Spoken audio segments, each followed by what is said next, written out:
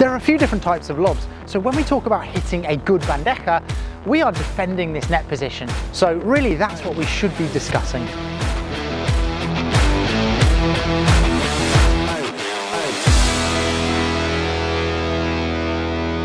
Hi guys, Sandy here. So many players want to focus on the bandeja and they really struggle with this shot when it comes to playing it in a match. And they don't struggle with it because they don't know the technique. They struggle because they don't understand the movement back into position, where they should be hitting, when they should be hitting that shot, and also anticipating that next shot at the same time as moving. So that's what we're going to discuss here. We're going to talk about defending the lob and what you should be doing from that net position. So we've discussed on the channel and on courses before about the importance of recognizing when your opponent's going to hit a lob, and that's why higher level players, they seem to move so fast. It's just they're anticipating that really accurately. Yeah, so that's what we want to get in the habit of doing. As soon as you see your opponent come underneath the ball like this, you want to immediately move back. At this stage, you do not need to decide what type of smash you're going to hit. Yeah, it doesn't matter if you're going to hit a vibra, a topspin smash, a bandeja, a gancho. In all of the smashes, you're going to get into a sideways position and you're immediately going to start moving back. Now, if it ends up being a short lob, you can move forward again in this sideways position, or if it's deeper, you can continue. So you don't need to worry right at that point what type of overhead you're going to hit, but you do need to immediately get turned in this position. Once that lob goes up, then you can start recognizing and saying, okay, I need to play this a little bit more defensively. I'm going to have to hit a bandeja here, and you're going to notice your opponents, and then all sorts of decision making needs to happen. But to begin with, it's really about turning in this position and getting that first nice fast step back so that you can then be prepared for whatever the outcome. So the next step then is to decide what type of shot you're going to hit, and immediately you can start crossing out the ones that are not applicable. So for example, if you're in this position, they're going to come underneath the ball, you're going to turn in this place here. Now already from the position that they are on the court, you can have an idea of what type of shot you're going to play. For example, if they're on the cross court to you, it's more than likely that that lob is going to come up to your open side.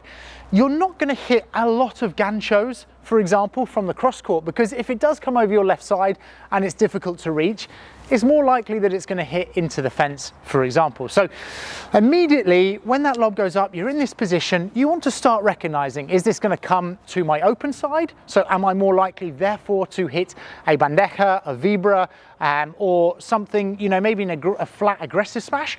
Or is the ball coming over to my left side, in which case I then have the gancho, or I might have the topspin smash. This decision making is obviously slightly different from the left as it would be from the right, because there's a different array of smashes, and you can see we've done a few videos of that on the YouTube channel as well. But from this position, you want to immediately start saying, right, is it coming from this angle or is it coming from this angle? Either way, that's going to narrow down a few of the choices that I need to make when deciding which overhead to hit. So once we know the direction, if it's going to come over the closed side or the open side, we then want to work out the depth of that lob. If, for example, it's a really good lob and it's a deep lob and it's going to bounce back here, I probably won't hit an overhead at all. I will probably let the ball bounce and play after the back glass if I can attack like a bajada. If it's short and closer up the court, then I might hit an attacking smash like a vibra or a topspin smash to kick out of the court, or a flat smash to bring it back to my side.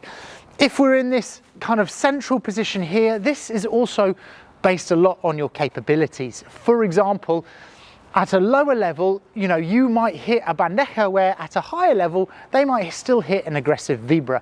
So this decision-making process starts with the angle or the direction. It then is about working out the depth of that, and between those, you really should be able to narrow down the options as to what you're going to hit.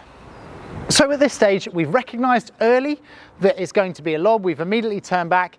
Then when the ball is on its way, we're going to assess the direction that it's coming. We're going to assess the depth that is coming. And then the final thing is to make that decision. Yeah, if we've done the first bit of the process early, then we obviously have more time for the shot. And when we come to that decision that we're going to decide where we're going to hit, what type of shot we're going to hit, it's really important that you stick to it. Yet so often players struggle with uncertainty. They get in this position and they're kind of looking like they're going to do both actions, and at the end they end up poking at the ball because they haven't made a clear decision. And this is exactly what our course is for. The 6 steps to the bandeja. We basically break this down in the 6 parts of the shot, what you should be doing and how you can be effective with that shot. But right now, you want to really understand that once you decide the type of overhead you're going to hit, whether it's vibra, topspin, gancho, bandeja, flat smash, you then want to stick to it. Yeah, decide that's your shot, commit to it and go for it. Once you've committed to that smash, make sure that you recover. It doesn't matter if you've come out here and you decide to play an aggressive vibra into that corner, you still need to recover. And we covered this in the first video of our Maximize the Net course, but it's really important that every time you're going back to that home base, to the center of the star. So as an example, you hit that vibra really fast cross court, you're going to go back up to the center of the star on the cross court. If, for example, you decide to play a gancho over your head and it goes down the line, you're going to move back to your home base and center of the star, covering the left side of the court. Yeah, so really, really important, recover after that shot. Do not be a ball watcher. So often players hit the shot and they're watching their ball to see if it's good, and then suddenly it is good and they're like, oh God, we've got to get back to net, and already you're out of position. Yeah, recover, get back to your position. If it goes out, and you've wasted, you know, a few kilocalories of energy, but it's more important that you get back to your position. So in this video, we referenced a couple of courses. This month, we've got the Maximize the Net course. That's for all of those players that really want to be attacking and understand how they can develop the game with their partner at net. And we also referenced the 6 steps to the bandeja course. Now, in our monthly membership, the Padel School Plus, you will have access to these 2 courses and all of our courses together. So I'll put the link to the Padel School Plus here, but we've got about 10 different courses now for players that want to improve their game. And we've got a community there with myself and all the other coaches that are basically answering and helping any questions that you might have as a player. So those are the best places to go if you want to improve your game.